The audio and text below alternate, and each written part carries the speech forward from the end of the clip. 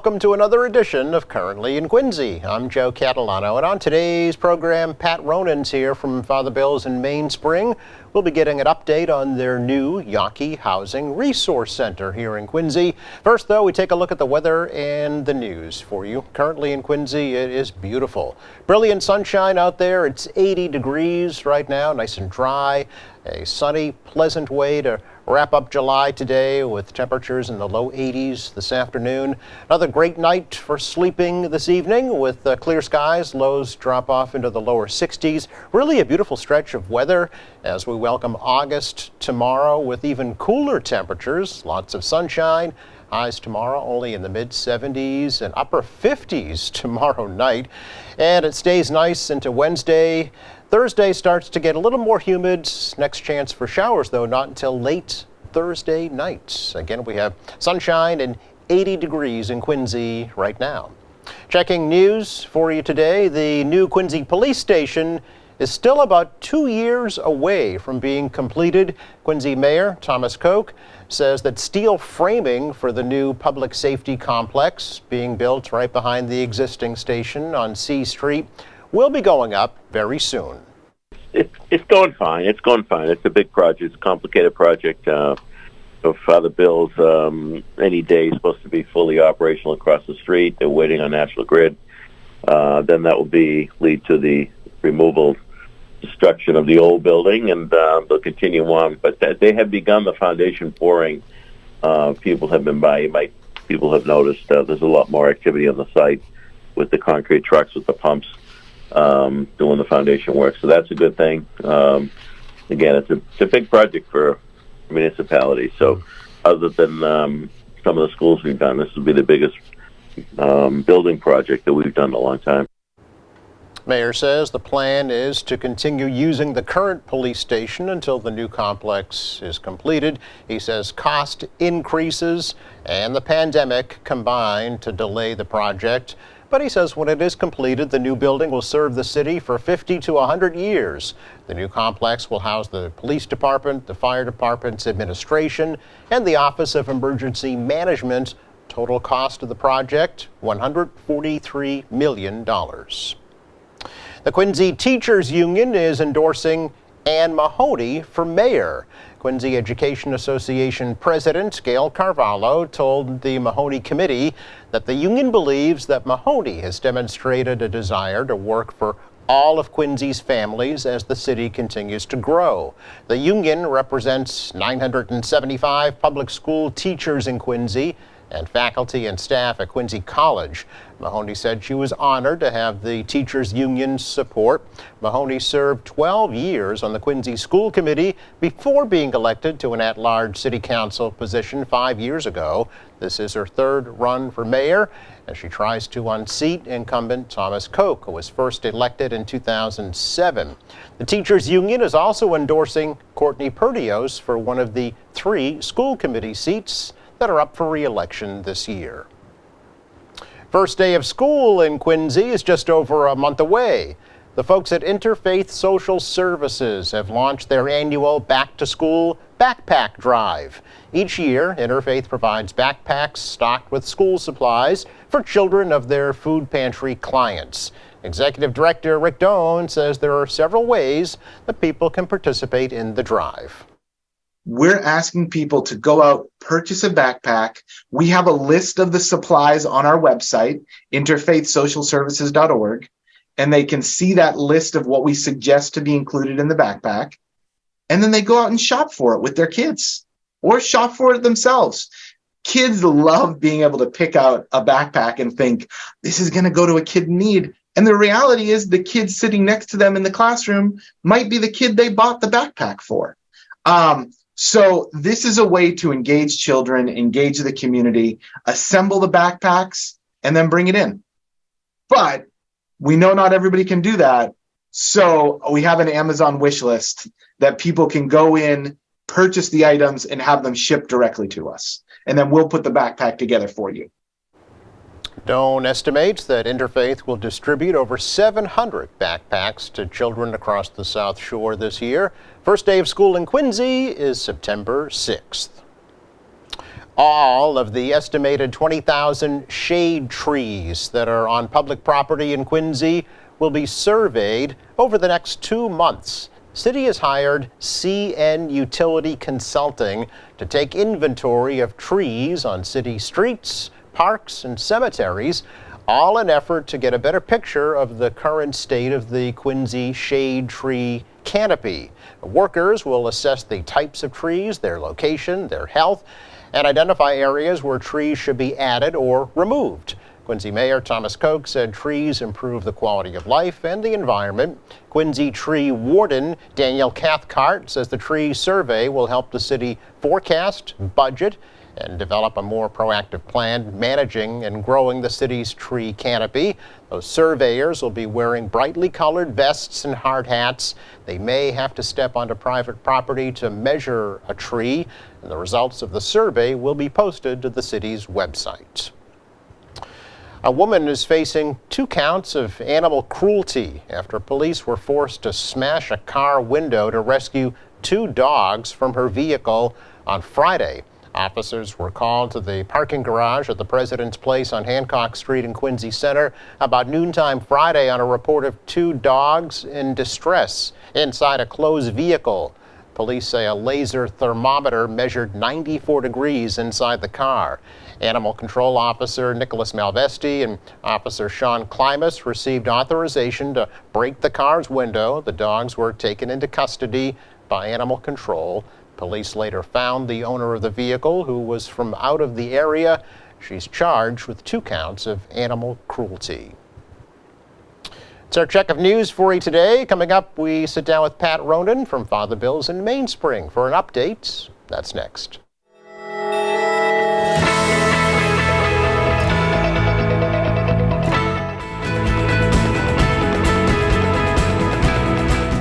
Welcome back. Happy to welcome back to the program Pat Ronan from Father Bill's in Mainspring to provide us a little bit of an update as to what's been happening there and what's going to be happening in the near future. So Pat, great to see you again. Thanks for coming over.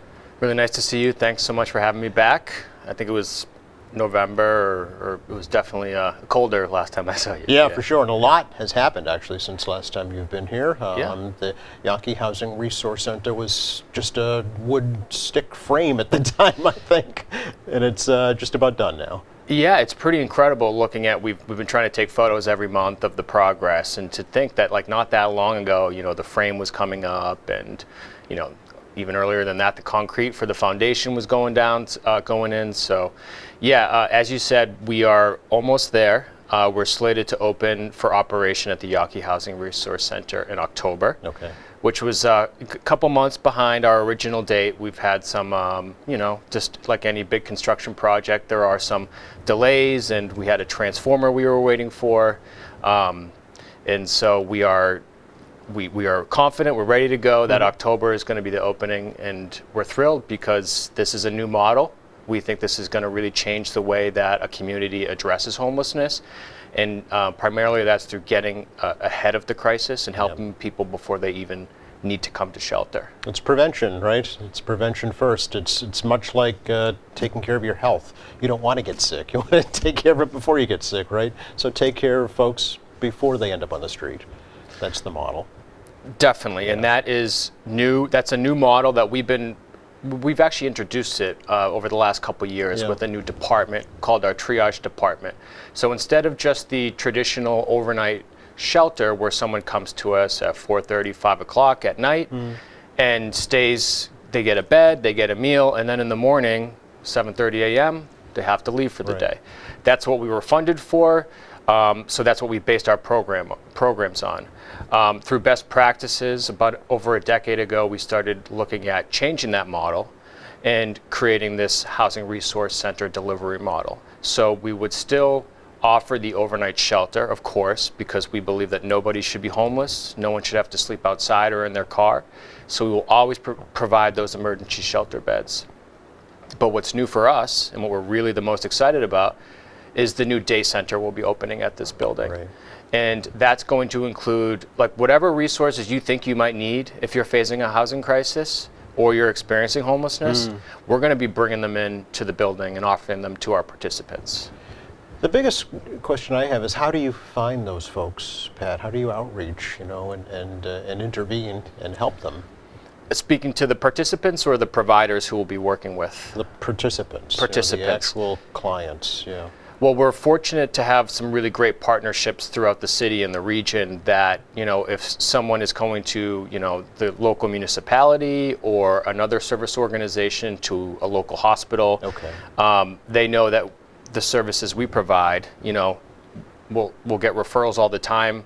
If there's an organization or even a family member saying, I have, a cousin or a brother who doesn't have a place to stay, so they'll send them to Father Bill's place and they'll call us in advance. We'll really be utilizing those networks here, but instead of just, hey, does someone need a place to stay? Yeah. It's, is someone maybe at risk of losing their housing Right. next month, or in a couple weeks? Come to us, come to our day center, and we'll be able to connect them with the resources. We'll have staff there to be able to connect them to, the services that they need. Potentially, sometimes it might be as simple as like one of our staff trying to work with family members or a tenant, a landlord. I was going to say a landlord, yeah, okay. Yeah, mediating in a way, and yeah. really, when you know how to navigate the system and you know a tenant's rights, and I think that's very important. Sometimes people come to us and there's a lot of administrative, bureaucratic, stuff that goes into a tenancy and, seeking assistance to preserve your tenancy.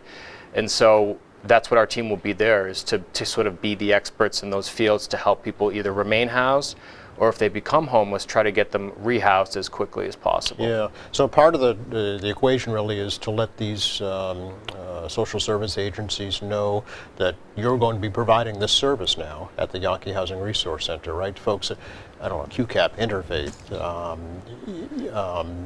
Volunteers of Southwest America. Community Center, right, yeah. Yep. Landlords, Yes. Attorneys, perhaps. Certainly public safety agencies, right? Let them all know that, hey, if you come in contact with somebody who is in this situation, Father Bill's Mainspring can help. Yes, absolutely. And one of the things we're most excited about is that as part of this day center, we're not offering just resources that address the direct housing crisis. So that could be rental assistance. If someone's maybe has a hoarding issue and that might be contributing to the issues with their landlord, we'll be able to either connect them with some of the supports they need, or we can directly help with that issue. But we're building out a whole calendar for the day center. We've hired a full-time daytime services coordinator who's already building a schedule that will have a range of programs for people who are either staying at the shelter or who just need a place to get some supports. Okay. That could be anything from, a banking class to help about starting accounts, resume building, and fun stuff like bingo or a movie night, or just recently at Father Bill's place, we had a group come in and do chair yoga. So stuff like that. It's not just about the housing crisis. Yeah. Connected to that usually is some other factors, like overall wellness and supports to help people kind of address some of the issues that may have contributed to their crisis in the first place. Okay. Let's talk a little bit about the Humana Health Center that'll be located at the new resource center as well, and what services they'll be providing. Yeah, well, I'm sure you've visited the shelter and you've seen we currently operate a clinic, and Boston Neighborhood Health Center has done an amazing job. They do great work, in Boston and beyond, for individuals experiencing homelessness. They've been operating essentially out of one small office for several decades now. And although it's provided a critical service, it's not the space we need to address some of the very complex medical needs that our guests and our participants have. So Manat Community Health, we're thrilled. They're going to be the provider on site operating a new clinic. As soon as you walk into the main lobby to the left is the health clinic. It'll have its own separate entrance. So someone who's coming just for the health services can go directly to Manat. And obviously, I'm sure you documented it here. They've done just such great work over the years, particularly during the pandemic. They really stepped up. And if people hadn't heard about Manat before, I'm sure they know about them now. So we're very fortunate to be partnering with them at the Yawkey Housing Resource Center. Will they be providing addiction treatment services, Pat? Because I'm sure, you know, that part of the clientele is going to be dealing with that as well. Yeah, we'll definitely have behavioral health Okay. services available on site. I wouldn't want to speak, I mean, I know that they will be available, and I know that Manit does offer that service. They will be available on site, whether Manit will be providing it directly or we'll be having another provider. Okay. And we've now hired our first time clinician who actually works for Father Bill's in Mainspring, and they're going to be able to help with some of those issues as well. Okay. So, and that's a really important point, because whether it's a mental health or substance abuse issue that someone's dealing with, we want to make sure, again, that it's not just the paying rent part that needs to be, addressed, but also what are some of the other issues that may have led to the crisis. The whole person, the holistic approach, right? To improve their quality of life and give them a leg to stand on going to the future, right? Exactly. Yeah. 30 of the units, as I understand, are dedicated solely for veterans? So there are 30 housing units. So if you look at the building, I don't know, maybe if the photo can... Yeah, we can bring up yeah, the rendering of... Actually, it's a real photo, right? It's not a rendering. It's the photo, It's what it actually looks like now, yeah. So the first building on the left, which was phase 1, is the actual housing resource center and our emergency shelter beds. Okay. The second building, so if you're looking at the photo to the right, is our housing building. Okay. And that contains 30 permanent supportive housing efficiency apartments. Total. Okay. Separately, not reserved for veterans or just really for the most vulnerable. Those, 30% of our population that come in are considered chronically homeless, so staying for a year or more, whereas the vast majority of people come to us maybe need to stay for a few weeks or a few months. Our housing, which we have over 700 units across the region, including a couple hundred in Quincy, is really meant for those who have been homeless for over a year, and that when they find stable housing, we can provide that case management support to help them address some of those issues and help them remain housed. Okay, all right. So that second building really is going to be completely separate and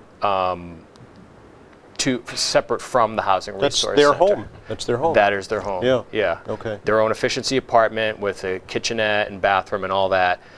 They're beautiful units. We've built a few projects over the years with this model of the efficiency units, and it's great because ultimately, like the whole point of our service is not to provide the emergency overnight service. Right. It's to provide that path home, and for us to be able to do it for our most vulnerable residents, those who really are struggling, is really why we do this work.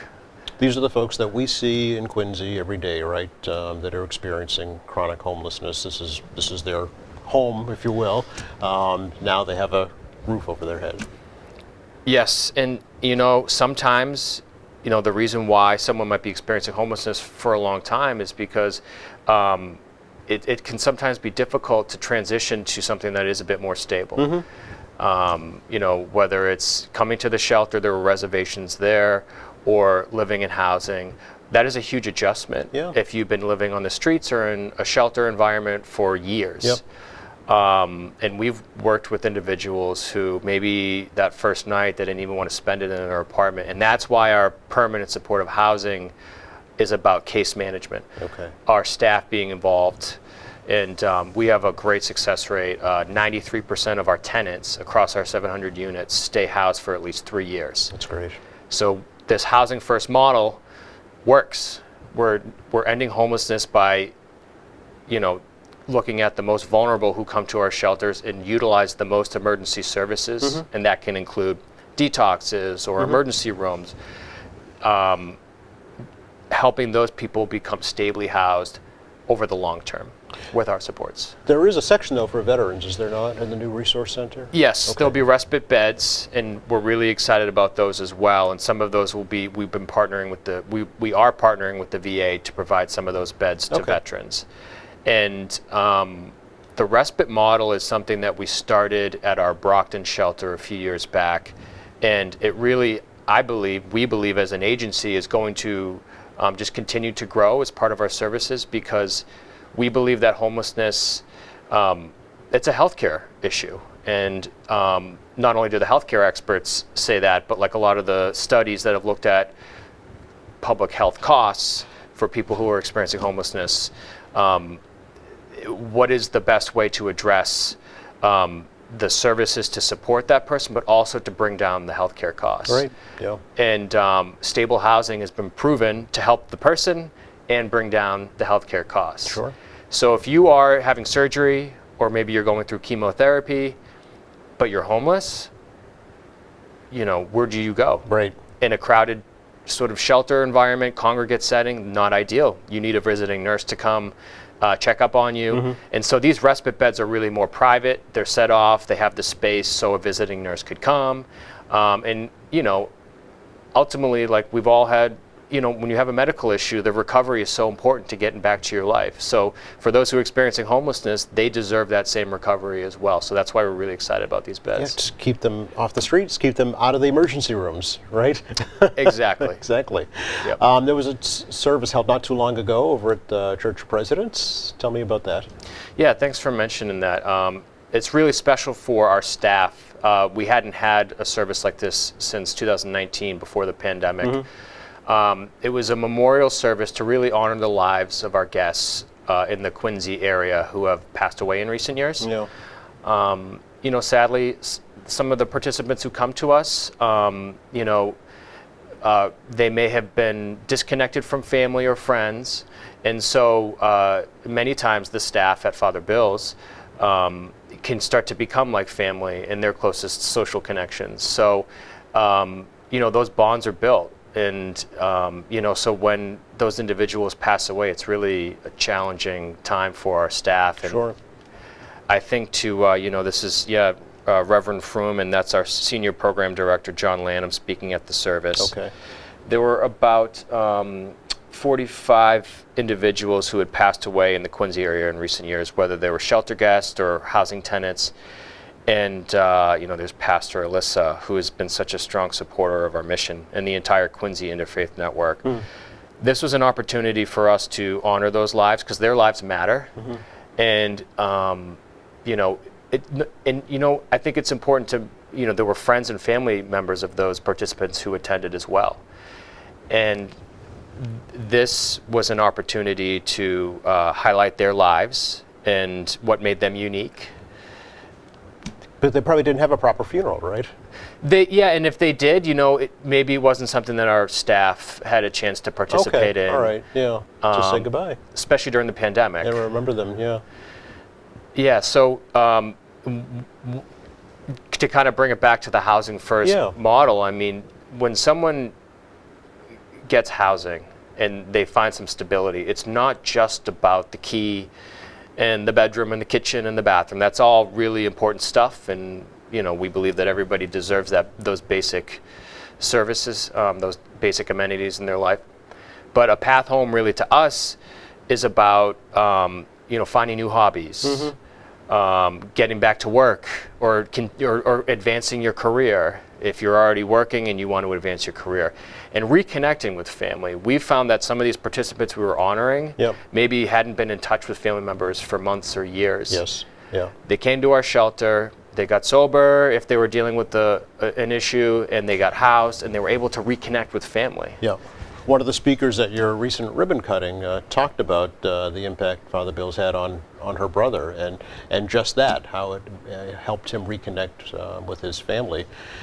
And we have a picture, I think, of the ribbon cutting that we would like to show folks and give you a sense for, you know, the festivities that took place that day. Although I think it was held just because he wanted to avoid summer vacations, right?